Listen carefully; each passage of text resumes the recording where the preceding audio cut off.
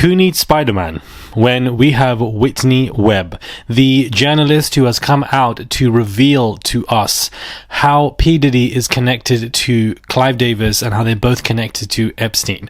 This particular video is going to blow your mind in regards to how deeply connected so many of these people and institutions are. Listen closely. Hey guys, it's Murad Murali, daily and consistent content. Let's get straight into this video, basically discussing the neural networks, let's just say, much like our brains, of how Epstein and Diddy are connected and how they are significant chess pieces to how Diddy became what he is today. I think this video is imperative for people to watch and understand, considering that his trial is definitely coming up this year and we're going to see what takes place. The link in the bio is also placed for this very hit piece article that I want to give out to you guys, and so hopefully we can get through all of this in less than 30 minutes. Stay close. Now, Epstein, guys, served as an operator for a larger network of oligarchs with extensive organized crime connects, in addition to significant affiliations with intelligence agencies. This is that we know. We know that he's somebody who is related to trafficking, but also he's aided networks extensively in money laundering and other crimes as well, which are also financial. Diddy was acting on behalf of a specific oligarch network that directly overlaps with Epstein's. However, Diddy was used to influence a different industry completely, a different community completely, and for the benefits of these intelligence and organized crime connected oligarchs. Not only these, but there are major connects. Andre Harrell, Russell Simmons, and Clive Davis have all significantly helped and facilitate the rise of P. Diddy, bringing him into the music industry, but also are accused of helping Diddy to push him into the same activities that he's now in prison for pending his trial. MCA, which is the Music Corporation of America, and Arista Records, which helped build the success of Diddy's mentors, they also had connections to the same crime families that took out Melvin Combs. Melvin Combs is P. Diddy's father. Manipulated hip-hop to help benefit the private prison industry is basically what Diddy was used for as an asset. I'm going to repeat that again for you guys. He was sent to manipulate the hip-hop industry to help benefit the private prison industry. How would you even think that these two worlds connect? And these corporations' interest in Diddy was to help target not just the hip-hop community, but also the African-American community in general, specifically when it comes to America. Interesting, isn't it? Interesting. Now, let's look at P. Diddy's father, which I don't think we really discussed, Melvin Combs. Melvin Combs, guys, was gunned down in a car near Central Park West, and he was shot in the head with a point-blank range. An interview conducted by someone in Melvin's inner circle, he was about to inform on business deals to law enforcement, and therefore this expedited the murder of Melvin. Many speculated that even law enforcement, that Melvin Combs himself was a federal informant, and to be honest with you guys, like father like son, Diddy has also been accused of being an informant as well. Journalist Legs McNeil lays out how Melvin Combs had deeper ties to a crime family called the Gambino crime family, and at the end of his life, and they might have put out the hit on him.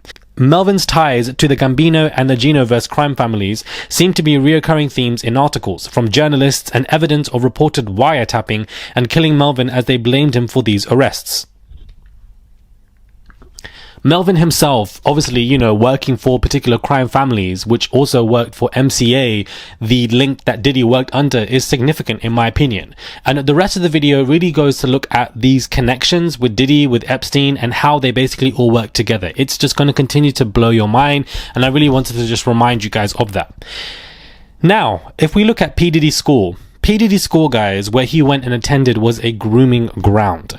Notably, whilst Diddy attended the all-boys Mount St. Michael's Academy, a major sex abuse scandal involving minor victims actually blew up that led to the indictment of 2 faculty members, which was brewing at the institution. The Maris brother, Timothy Brady, and the principal of MSMA for the entirety of Diddy's high school career, was arrested, charged, and sentenced to prison in 1988 for the abuse of 3 minor boys at the Catholic Academy in the Bronx over the course of 1987, which was the same year as Diddy's senior year. So, I had no idea that during the time that Diddy was actually attending this school, there was a huge scandal that broke out. Following the 86th and 87th academic year, Mr. Brady was quietly removed from his position and shipped off to a Marist retreat in Arizona. Despite his crimes, Brady was somehow reinstated as a hockey moderator at a separate Marist Brothers institution in the 1990s, once again providing him access to minors. Wow. And was listed on the Marist Brothers website until 2010. For some inexplicable reason, the court records pertaining to Brady's conviction and incarceration completely remain sealed and inaccessible. Accusations of sexual impropriety appear to have been a constant MSMA's history in their school. In 2011, a former assistant principal received a sweetheart no jail sentence after pleading guilty to being in possession of CP on an electronic device at the school. From 2009 to 2012, a lawsuit filed by Brian Elliott sought monetary damages for the routine abuse and R-word he alleged he suffered at the hands of an MSMA employee named Mr. Gilligan between the age of 8 and 13 over the years of 1977 through 1983. Insane. The case wound its way through various Delaware, New York, and appellate courts, and if factual, Elliott's victimization by Gallagher would have ended around the same time of Diddy's freshman year in high school, meaning that Elliott, this alleged victim from these men, and Diddy were actually far more close in age than we think. More recently, multiple cases seeking readdress of child SA suffered at the hands of the MSMA faculty have been filed pursuant in New York's Child Victims Act and the Look Back window, which has enabled past victims previously barred from filing complaints by the statute of limitations to now pursue them.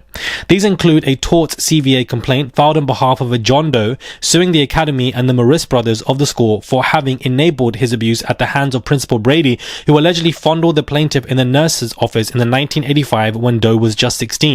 It appears this unnamed potential victim would have been in the same class as Diddy as well. Quoting from the complaint, upon information and belief, at all relevant times, defendants knew that priests and brothers of the Catholic Church and within the Marist brothers, under their supervision and control, were grooming and SA children with whom the priests and brothers would have been in contact in their ministry and pastoral functions.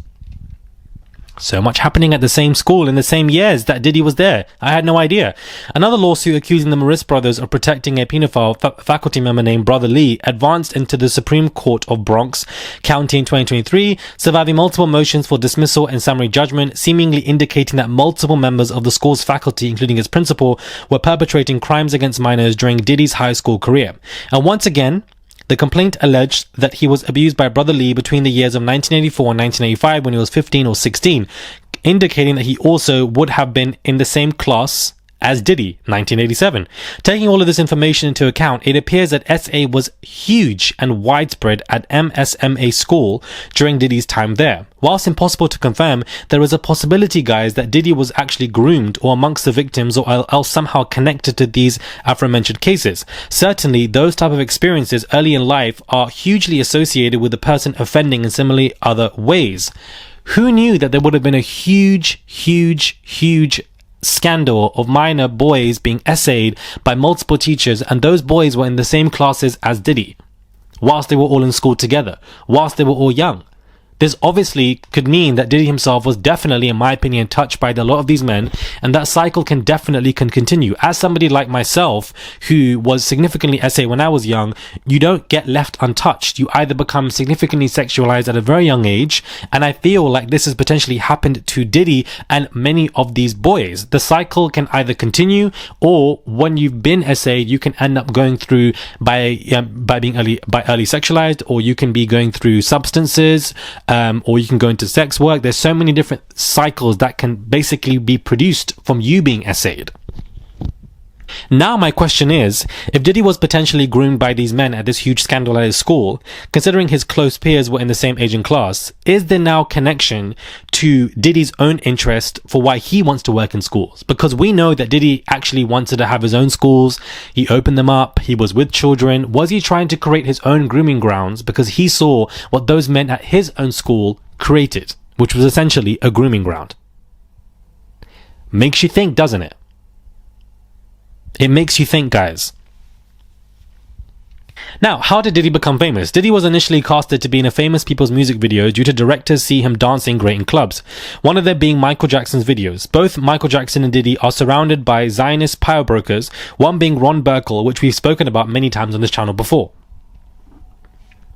Ron Burkle bought Michael Jackson's ranch estate for $22 million in 2020 and is the godfather also to Diddy's children, and also was a frequent flyer on Jeffrey Epstein's private Lolita Express jet. Boom. Ron Burkle is connected to Michael Jackson, P. Diddy, and Epstein all at the same time. When it became to Diddy's Howard University, his reputation began his internship at Uptown Records, and Jessica Rosenblum introduced him to all of the freak spots in New York. Andre Harrell also hired him at Uptown. Jessica Rosenblum was somebody who was an important asset for the shooting that took place, the trampling story that took place, where many people basically were trampled to death. Andre Harrell left a huge influence on Diddy's love life. He hired Uptown R&B singer Albie's Shaw's model girlfriend Kim Porter to work as a receptionist at the label. Diddy was immediately in love with her, loving the fact that he wanted to be with her. They would go on to have an on and off relationship spanning the years of 1994 to 2018, the time of her mysterious death after contracting a virulent case of lobar pneumonia. This is where Clive Davis comes into this, the hidden power behind Diddy's Bad Boy Records. Eventually, Andre Harrell felt that Diddy was getting too cocky in his position at Uptown and fired him. Nevertheless, the two remained friends, with Harrell becoming the godfather to Diddy's son Justin Combs, who was born later that year. Diddy, shortly after leaving Uptown, created Bad Boy Records with Kirk Burroughs in 1993, and Diddy's new label quickly entered into a distribution deal with Arista Records worth $15 million. Clive Davis says he met Diddy when Combs was just 23 years old, and that soon after meeting Clive Davis, he helped introduce Diddy to the right music executives who would assist him in ushering into the forthcoming of hip-hop revolution. Whilst Davis has been successful at CBS, Clive Davis, he left the company Clive Davis specifically under a cloud of huge scandal, for those of you who might not know. Clive Davis became a focus of an investigation led by the American Attorney's Office in Newark, a probe that would later become known as Project Sound. As part of the investigation, allegations began to surface in the press that CBS Records had bribed black radio stations and done business with an organized crime figure. The scandal ultimately led to Clive Davis' decision to make a deal in 1971 with two record producers tied to Motown, Kenny Gamble and Leon Huff. Clive Davis had sought out Gamble and Huff due to a desire to conquer the R&B charts. As part of the negotiations, Clive Davis allowed Gamble and Huff's companies to promote the music per deal, which was produced and distributed by CBS. Perhaps unknown to Davis at the time, but Gamble and Huff's company and its promotional efforts is engaged in the practice of payola, which is the illegal practice whereby firms pay radio stations to play singles without disclosing the payments that were made. CBS was therefore implicated in the arrangement through basically David Winshaw, Clive Davis's closest aide, and press reports soon stated that CBS music subsidiaries were being investigated for bribing radio stations, not just for the money, but also drugs and sex in order to increase use of its products on black-orientated radio stations. CBS, in connection with the Project Sound probe, uncovered that Clive Davis had left a trail of phony invoices totaling $100,000 over 6 years that was meant to cover up Clive Davis's use of funds for personal parties and renovations to his properties. Clive Davis was therefore ultimately fired by CBS as a result. Soon, the CBS payola scandal took on a darker hue, as in February 1972, a few days after Clive Davis had been fired from CBS, 8 people were indicted in Newark on a conspiracy and smuggling charges connected to a multi-million-dollar heroin ring operation in Italy, Canada, and the US. Despite the scandal, Clive Davis quickly found his way back into the industry. A little over a year after having been fired from CBS in Columbia, in the summer of 1972, Clive Davis was hired as a consultant for Bell Records. Arista's formation and success relied heavily on Alan Hirschfield, a major entertainment executive who had recently become CEO of Columbia Pictures. Hirschfield was instrumental in bringing Davis as a consultant for Bell and supported Clive Davis's formation of Arista, as well as Hirschfield's family have framed Hirschfield as having essentially co-founded the label with Clive Davis. Hirschfield's father, Norman, was great friends with the owners who worked for Allen & Co., a firm. The Allen brothers had huge relations to crime circles. An organized network also linked to MCA, Morris Levi, Roy Coyne, and Leslie Wexner, as noted earlier in this piece. After the scandal around Diddy began to break, Clive Davis, as well as Andre Harrell of Uptown and Russell Simmons, have been accused of propelling Diddy into the patterns of criminal behavior for which he is now infamous for. For instance, one-time rival and former friend of Diddy, Suge Knight, has claimed that Clive Davis, Andre Harrell, and Russell Simmons used alcohol, drugs, specifically cocaine, to compromise Diddy's manhood. This is particularly significant in the case of Clive Davis's close ties to the Dragola scandal, which involved using drugs and bribes to specifically target black-orientated radio stations and music. Claims similar to those made by Suge Knight have now been echoed by Diddy's former bodyguard, Gene Deal. Clive Davis's protege, L.A. Reid, who took over Arista Records from Davis, has also been accused of misconduct and assault. Reid, alongside Diddy, were both instrumental in the success of recording artists Justin Bieber and Usher. Suge Knight has argued that Clive Davis, Simmons and Harrell first compromised Diddy, and then Diddy went on to use alcohol, drugs and the gay sex scene to control younger artists like Usher and Bieber. Notably, Diddy's entry into the world of Andre Harrell, Simmons and shortly thereafter Clive Davis coincides with the development of his obsessive drive to record everything, presumably for blackmail related purposes. For instance, music video director Cole Bennett asserted that Diddy told him that he'd begun recording footage of everything in 1992 and advised Bennett to do the same. In addition, Kirk Burroughs, the co-founder of Bad Boy Records with Diddy, has claimed that Diddy sought to compromise him using the same method. Burroughs has filed a lawsuit against Diddy claiming that Diddy subjected him to repeat sexual harassment, physical aggression, and forced compliance with degrading sexual acts. Throughout the 1990s, Burroughs claims that Diddy targeted him with unwanted sexual advances. However, Diddy may have been controlled in a similar way by Clive Davis per some sources. Suge Knight, for instance, has alleged that he was told by the former head of Interscope, Jimmy Iovine, that Diddy had regularly engaged in sexual acts with Clive Davis, suggesting that his relationship with Clive Davis and Davis early had crucial involvement with Bad Boy were built on the back of sexual favors. This is certainly possible given the well-known mechanism within the entertainment industry of sexual favors as a way to secure lucrative roles and deals. The Harvey Weinstein scandal. In addition, Davis notably came out publicly as bisexual in a memoir published when he was 80 years old, where he writes that he began to openly engage in sex with the same gender in the 1980s. Diddy's alleged bisexuality has been a major topic of discussion in relation to the scandal leading up to his arrest last year. Suge Knight has also claimed that Russell Simmons and Andre Harrell had also engaged in similar gay behavior with each other. Notably, the network behind Clive Davis, which overlaps with that behind Epstein, also involved similar sugar daddy style relations. These include rumors that Epstein and his longtime benefactor Leslie Wexner were actually intimate. Former State of Hawaii Inspector General David told a journalist, Bob Fitrakis, that Epstein was Wexner's boyfriend. By 1986, CBS Records had come under the control of Lawrence Teach, the billionaire head of Lowe's Corporation and a founding member of the Leslie Wexner and Charles Bronfman brokered mega group, Leslie Wexner's then tax attorney Arthur Shapiro, which led Columbus police investigators to link both Shapiro's death and Wexner himself to the Genovese criminal interest, always back to the crime families. Shortly after Shapiro's death, Jeffrey Epstein entered into Wexner's inner circle, tasked with getting Wexner's finances in order. The Rat Pack of Andre Harrell, Russell Simmons and P. Diddy, where Russell himself began facing a slow onslaught of SA lawsuits, is what we all know about. Ultimately, in tracing the network in which Diddy had become deeply enmeshed by the early mid-1990s, we are left with deep connections to intelligence-linked elements of organized crime. The same networks of organized criminals also played a key part in enabling the activities of sex criminal and intelligence asset Jeffrey Epstein, from at least the 1970s onwards, as detailed in the book One Nation Under Blackmail. With such connections, the question then becomes, what did the group seek in someone like Sean Combs, and more broadly in exerting its influence over the entertainment industry and specifically the African American music? While speculative, it appears that various connections always lead back to Music Corporation of America, and its influence can help us arrive at one unsettling possibility. During this period, not only was MCA a dominant force in entertainment, but Lawrence Teach, throughout his 1985 takeover of CBS, controlled another key branch of the music industry through 1995. With the Bronfmans taking over MCA and later Def Jam and Warner Music, the influence of the so-called mega group billionaires over the music industry became extremely significant during the 1990s, with Diddy teaming up with Clive Davis with significant ties to the same network to form his own label. This tiny group of billionaires had the ability to shape hip-hop, the cultural engine of the African American community, in major ways.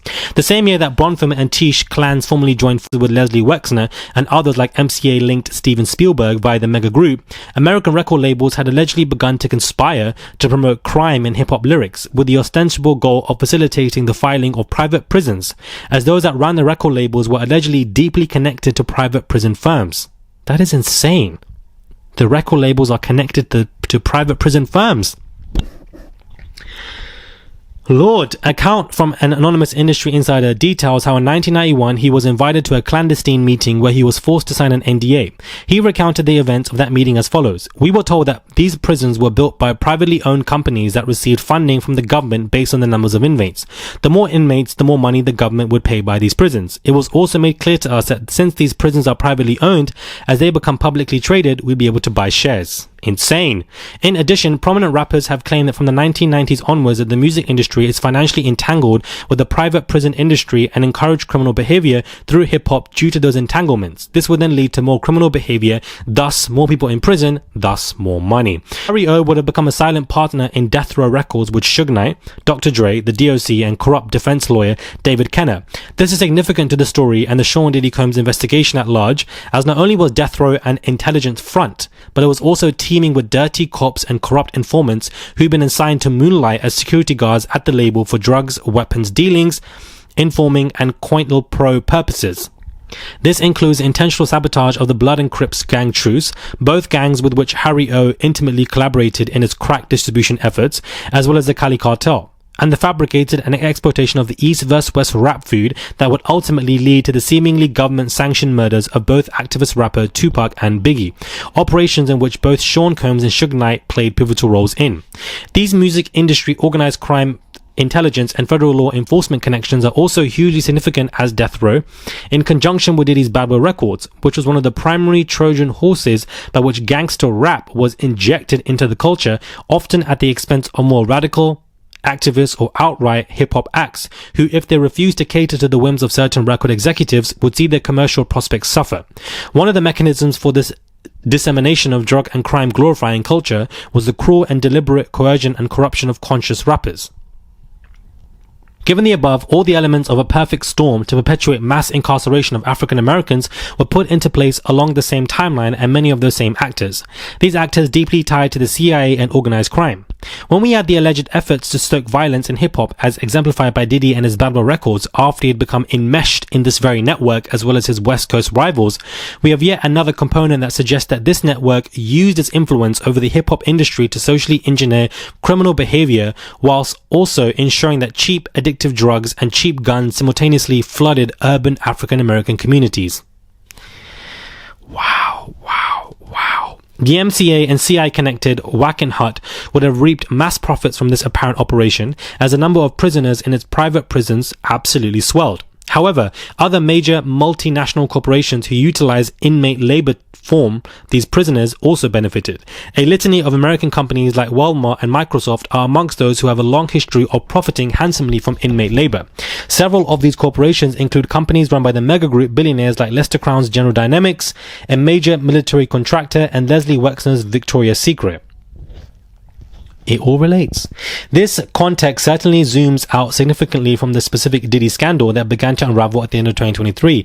However, it also helps us understand this case. Why? Because Diddy appears to have been brought into a network where he was controlled through sex and drugs and then made a celebrity. And as a celebrity, he used his own music, his record label, and his influence to control other upcoming rappers and musicians while also helping shape the future of hip-hop towards that allegedly sought by music industry executives and their partners, the CIA, the mob, and the private prison industry. Diddy, from the early 1990s onward, appears to have been a key frontman for this network and its ambitions. He was likely not the sole mastermind of beneficiary of all of the scandalous parties, violence, and public promotion, and alleged blackmail in which he engaged. He was a product of a network and a system that, in the case of Diddy, was seeking to target and corrupt the broader African American community in similar ways. Diddy, like some other prominent entertainers, was servile to his music industry masters. He worked within a system those masters ultimately controlled and wanted to expand their own influence and power within that system. But at the end of the day, he was never in charge. Diddy was never in charge. Whilst Diddy publicly projected power and success, both of those things were conditional, and like Epstein, now exposed, he is due to take the fall in order to take the heat off the people behind the curtains. Take the heat off is the key words. P. Diddy, much like Epstein, worked for huge corporations that are all linked together, much like how our brains function, using different neural networks that all need to connect to each other in order to function. But in this case, it's also used to exploit, especially the African American community. Hypocritical, is it not? Since Diddy would stand there and discuss black excellence in all its glory, when he was actually an agent of chaos and despair against his own people for profit and gain. Working with Clive Davis, Andre Hillel, who had links to corps like MCA, Wexner, Epstein, Ratner, Zionism, Israeli-American intelligence, Clinton, prison industrial complexes that all profited massively from drug introduction to communities like the African-American community that then thus helped other companies to profit, such as Microsoft.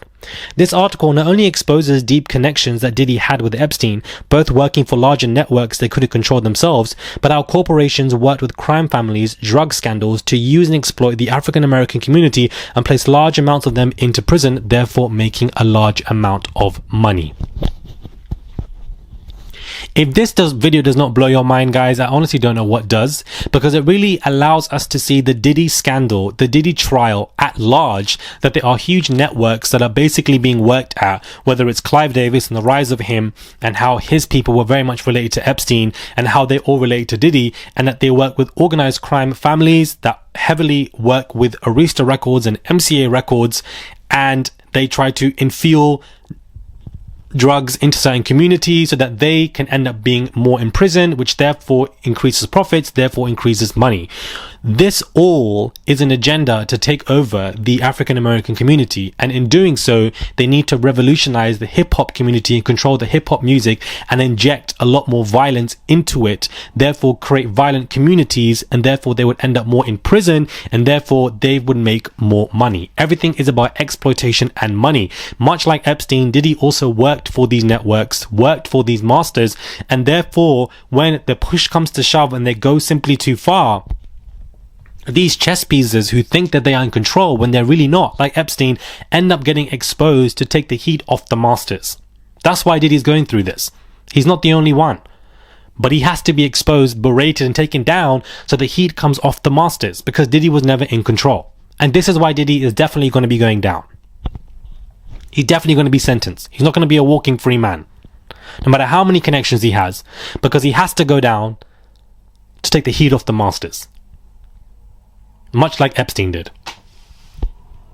It really goes to show you how connected these networks are, how connected these people are, and I really hope that this video has become useful and you guys get and understand what I'm saying, because it's this serious. It's a huge neural network like our brains, and how they're all connected to exploit certain communities.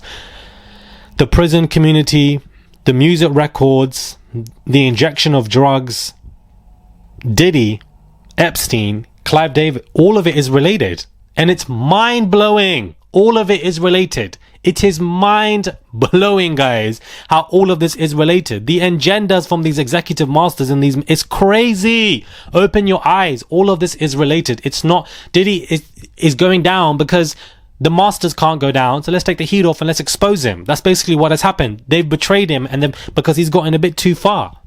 And now it makes you look at other musicians at Diddy's position. All of these connections that you wouldn't even pinpoint to Diddy are related to him. The same organized crime families are the same families that took out Diddy's father from apparently being an informant. Diddy's school where he went to, there was a huge abuse scandal. Who would have thunk it, guys? That is crazy to me. All of this is crazy. Hopefully it's just as mind-blowing for you guys as it is for me. Please comment down below. Let me know your reports, your comments on this, because it took me a long time to get this video out to you guys, and I would really appreciate it if you guys really engage and let me know what your thoughts are. Give this video a thumbs up. Subscribe to the channel. It's just one clip. It's just one click. Send a tip if you guys wish to. There's a $sign there. You can send whatever you want, and it goes a long way. Let me know what your thoughts are. I would appreciate it if you subscribe, and I'll catch you guys soon for another video. What a mind-blowing, in-depth analysis. Let me know if you guys want more videos like this, because I know I've begun doing longer videos in general with around 10 minutes each, but I want to try do videos like this which are like 30-40 minutes, or maybe like once every other week or once a week, and let me know if you guys actually enjoyed this. Subscribe, and I'll catch you guys soon for another video.